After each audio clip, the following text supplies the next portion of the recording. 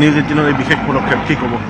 আমি সঁচাকৈয়ে নিউজ 18 পৰিয়ালবৰ্গৰ ওচৰত আমি চিৰকৃতজ্ঞ, কাৰণ ইয়াৰ এই স্থানতে কিছুদিন পূৰ্বে গৰিমা শইকীয়া গাৰ্গ ডাঙৰীয়ানীয়ে ডিমৰীয়াখন নাহৰ দেশ গঢ়ি তুলিবলৈ এক পদক্ষেপ গ্ৰহণ কৰিছিল আৰু ইয়াতেই শুভাৰম্ভ হৈছিলে নাহৰ পুলি ৰোপণৰ কাৰ্যসূচী।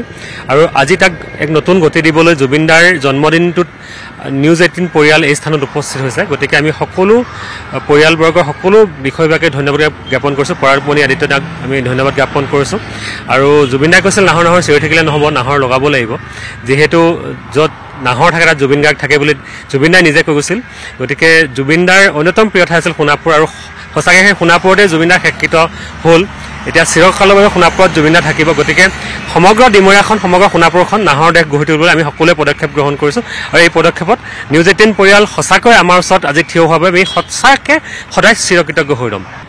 আৰু এই স্থানৰ পৰাই নাহৰ দেশখন ডিমৰীয়া হিচাপে পৰিচিত কৰিবলৈ বা সমগ্ৰ ডিমৰীয়াত নাহৰ পুলি লগাই ডিমৰীয়াখনক সেউজীয়া কৰি তুলিবলৈ এক পদক্ষেপ গ্ৰহণ কৰা হৈছিল। আজি জুবিনদাৰ 53তম জন্মদিনত সমগ্ৰ নিউজ 18 পৰিয়াল আমাৰ লগত আছে। আৰু এই দ্বিতীয় পৰ্যায়ত নাহৰ পুলি ৰোপণ কৰি ডিমৰীয়াখনক নাহৰ দেশ গঢ়ি তুলিবলৈ যি পদক্ষেপত সহযোগিতা আগবঢ়াইছে তাৰ বাবে আমি নিউজ 18 পৰিয়ালৰ মুখ্য সম্পাদক পৰাগমণি আদিত্য সমন্বিতে সমূহ পৰিয়ালক আমি ধন্যবাদ জ্ঞাপন কৰিছোঁ। আৰু নাহৰ পুলি ৰোপণৰ প্ৰাক মুহূৰ্তত শ্ৰী শ্ৰী বাৰোৱাৰী মন্দিৰ পৰিচালনা সমিতিৰ তৰফৰ পৰা কাৰ্যকৰী সভাপতি সুৰেন্দ্ৰনাথ বৈশ্য ডাঙৰীয়াই এখনি ফুলাম গামোচাৰে সম্ভাষণ জনাই এই কাৰ্যসূচীৰ শুভাৰম্ভণি কৰিব। গতিকে মই তেখেতক এখনি ফুলাম গামোচাৰে সম্ভাষণ জনাবলৈ অনুৰোধ জনাইছোঁ। আৰু ইয়াৰ পিছতে পৰাগমণি আদিত্য ডাঙৰীয়াই এই দ্বিতীয় পৰ্যায়ৰ নাহৰ পুলি ৰোপণৰ কাৰ্যসূচী শুভাৰম্ভণি কৰিব।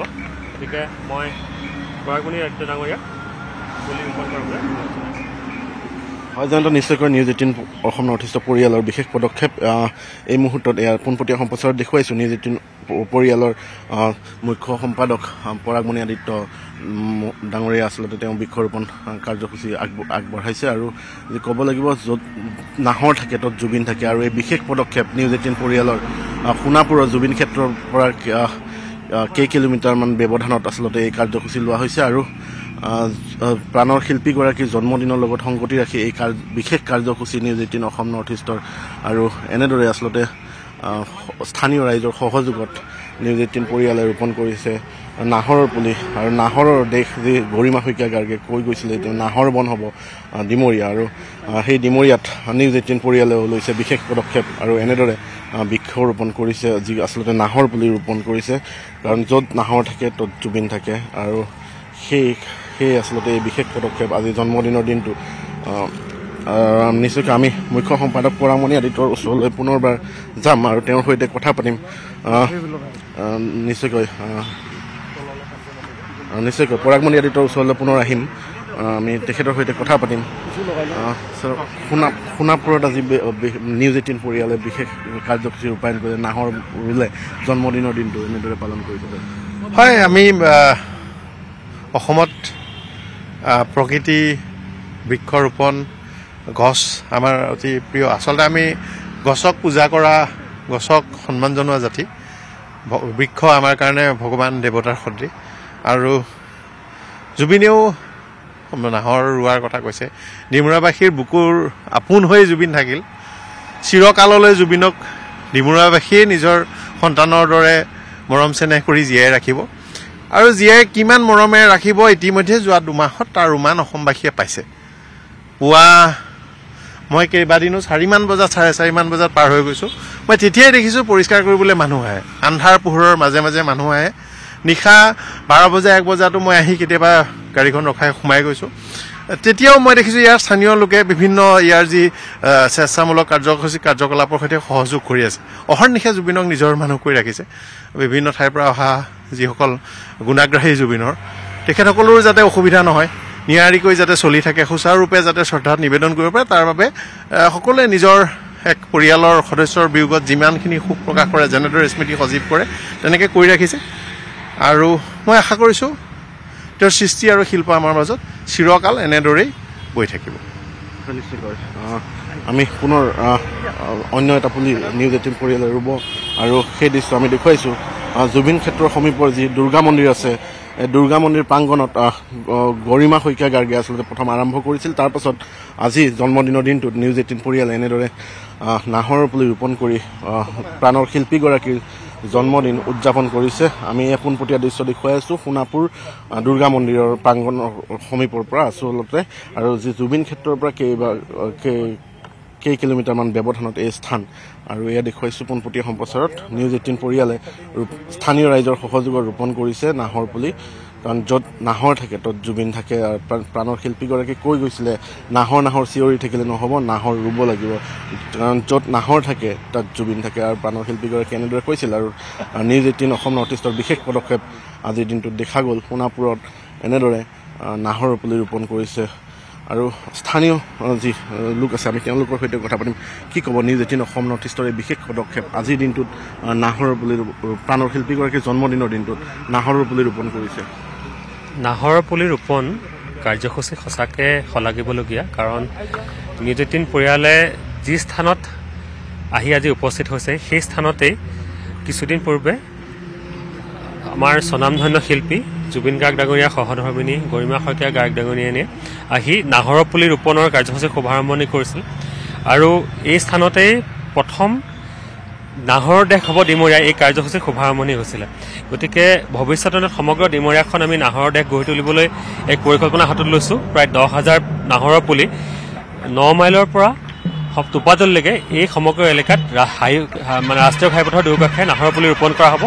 আৰু ৰাষ্ট্ৰীয় ঘাইপথৰ মাজেৰে পাৰ হৈ যোৱা যিকোনো মানুহে যেতিয়া এই দুয়োফালৰ পৰিৱেশটো দেখিব তেতিয়া মানুহে অনুভৱ কৰিব যে সঁচাকৈ এই স্থানতে জুবিন গাৰ্গ আছে, কাৰণ জুবিন দাই কৈছিল য'ত নাহৰ থাকে তাত জুবিন গাৰ্গ থাকে। গতিকে আমি সেই জুবিন দাৰ সপোন বাস্তৱায়িত কৰিবলৈ এটা পদক্ষেপ গ্ৰহণ কৰিছোঁ। আৰু সেই পদক্ষেপত আজি নিউজ 18 পৰিয়ালে সহযোগিতা আগবঢ়োৱাৰ বাবে আমি আশাকৈ আমি ধন্যবাদ জ্ঞাপন কৰিছোঁ। আৰু বিশেষভাৱে আমি নিউজ 18ৰ সম্পাদক পৰাগমণি আদিত্যদাক ধন্যবাদ জ্ঞাপন কৰিছোঁ। হয়, নিশ্চয়কৈ এনেদৰে আচলতে স্থানীয় লোকসকলেও সেই কথা কৈছে যে নাহৰ পুলি লগাত তেখেতসকলে যথেষ্ট সহযোগ কৰিছে। হয়, নিশ্চয়কৈ আমি নিউজ 18 পৰিয়ালে যিহেতু নাহৰ পুলি ৰোপণ কৰিছোঁ, আমি পোনপটীয়া দৃশ্যহে দেখুৱাই আছোঁ সোণাপুৰৰ পৰা। আৰু ময়ো নিউজ 18 পৰিয়ালৰ সদস্য হিচাপে এটা এই মৌচুমে এটা নাহৰ পুলি ইয়াত ৰুব। এতিয়া প্লাষ্টিকৰ টুকুৰা কেইটামান আছে নেকি মৌচুমত উলিয়াই দিয়ে এইকেইটা, আৰু এটা প্লাষ্টিকৰ টুকুৰা আছে। প্লাষ্টিকৰ পলিউশ্যনে এনেকুৱা ৰূপ ধাৰণ কৰিছে যে মাটি খান্দিলেই প্লাষ্টিক ওলায়, কিন্তু এয়া মানে প্ৰকৃতিৰ কাৰণে বৰ বেয়া। খেতি আৰু গছ পুলি ইত্যাদি ৰোৱাৰ কাৰণে প্লাষ্টিকৰ টুকুৰা যাতে নপৰে 5 কিলোৰ। ইয়াত এই চিচা আছে, ভঙা চিচাৰ টুকুৰা।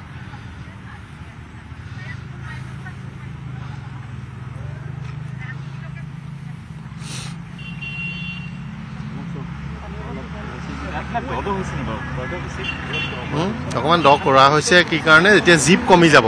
যিহেতু এই সময়ছোৱাত জীপ অলপ কমি যাব। আগত ফাগুন চ'ত মাহ আছে, দ হ'লে তললৈ অলপ জীপটো থাকিব। মানে বহাগ মাহত ৰুলে ইমান দত নুৰুলেও হ'লে সৰু পুলিৰ কাৰণে আমি সেইকাৰণে ওপৰত অলপ খালী ঠাই ৰাখিছোঁ, যাতে মাজত পিছত আমি অলপ মাটি পেলাই দিব পাৰিম। এই পলিথিনৰ টুকুৰা থকা এইটো আঁতৰাই দিয়া খালি এইখনত। হয়,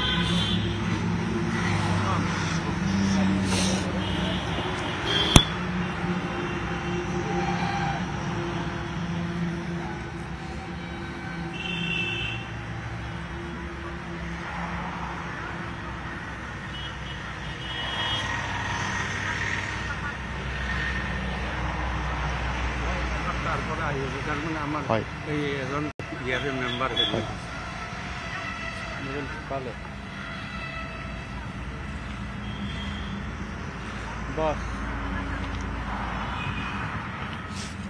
আমি পৰৱৰ্তী পৰ্যায়তো ৰুম ৰুই থাকিম আৰু পুলি কেইটামান জীয়াই ৰাখিবৰ কাৰণে চেষ্টা কৰিব লাগিব।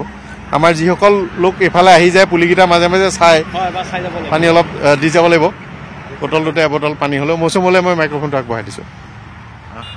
ধন্যবাদ ছাৰ নিশ্চয়কৈ আমি নিউজ 18 অসম নৰ্থ ইষ্টৰ পৰিয়ালে যিহেতু এই পুলিসমূহ ৰোপণ কৰিছোঁ নিশ্চয়কৈ ইয়াৰ চোৱা চিতা দায়িত্ব স্থানীয় ৰাইজৰ সহযোগত আমি পালন কৰিম আৰু নিউজ 18 পৰিয়ালৰ সকলোকে অনুৰোধ জনাইছোঁ ইতিমধ্যে আমাৰ মুখ্য সম্পাদক মহোদয়ে কৈছে যে উজনি নামনি যাতায়াত কৰোঁতে এবাৰ নিউজ 18 পৰিয়ালে ৰোপণ কৰা নাহৰ পুলিকেইটা চাই যায় অলপ পানী দি যায় সেয়া বিশেষ অনুৰোধ আৰু পৰৱৰ্তী পৰ্যায়ত এনেদৰে আমি নাহৰ পুলি পুনৰ ডিমৰীয়া ভিন্ন প্ৰান্তত ৰোপণ কৰিম আৰু যিহেতু য'ত নাহৰ থাকে তত জুবিন থাকে আৰু নাহৰৰ দেশ হ'ব ডিমৰীয়া আৰু সেয়ে আমি নাহৰ পুলি ৰোপণ কৰা পুনৰ পদক্ষেপ গ্ৰহণ কৰিম ধন্যবাদ আপুনি বিচৰা বাতৰি পাব কেৱল নিউজ 18 এপত নিউজ 18 এপ ডাউনলোড কৰিবলৈ স্ক্যান কৰক এই QR কোড গুগল প্লে ষ্টৰতো পাব এই নিউজ 18 এপ